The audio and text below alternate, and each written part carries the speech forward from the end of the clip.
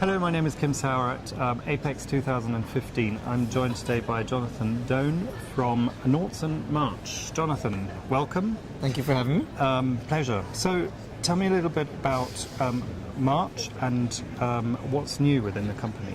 March, we make plasma equipment for PCB manufacturing and SMT. So we're more of a back-end focused kind of company versus more of your front-end plasma equipment.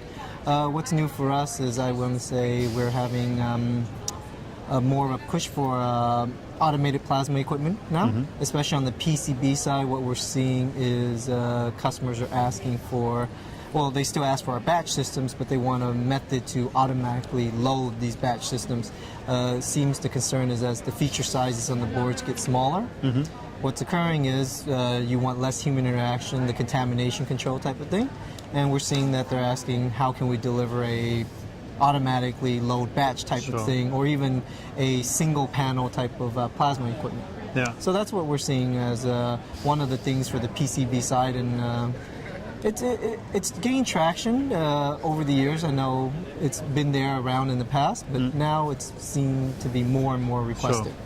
Automation is something that a lot of customers are requiring for all sorts of reasons, and some industries require it more than others. So what sort of industries are we talking about that particularly are driving this development? I would say it's more on the flexible side. Yeah. So the flexible PCB industry, that, and well, with your portable electronics would be a good example. Okay. So all these flexible panels that are used to make all the flexible circuits inside, say, your smartphones or your wearables, your tablets, that's where they're wanting the automation more, because these circuits are much tinier than your traditional boards that you would get in, say, a refrigerator, a washer and dryer. Sure. So those guys, they'll never go away from the rigid boards. And even some more rigid boards where they're making for, say, the server markets or some of the military applications, they're requiring more of this automated aspect because, as I said, it's really a contamination issue, and they want the longer reliability. Yeah, okay. So let's just talk about the markets, therefore, because obviously you're in a global market, but each geography has its own, ways of or needs. So, starting off with the Americas, do you find there's a big difference to what Europe needs or what Asia would require, and what are those requirements? What I'm seeing is from the America side, America isn't as strong in manufacturing as it used to be, but what I'm seeing is America's moving more towards a standardized type of size of boards and such, similar to what they were doing in Asia, which is a good thing. We haven't seen that type of shift in Europe. Europe has always maintained the very high mix, low volume type of boards that they have, so it's a little bit more difficult to satisfy them, but they maintain that mentality and focus, and delivering products for them is a bit more challenging because they need very unique machines each time. Versus America, where they're starting to use more standard machines, or we don't have to customize as much, and it's following the trends that we see in China or Korea and even Taiwan. So we're liking that. Yeah. And you mentioned wearables.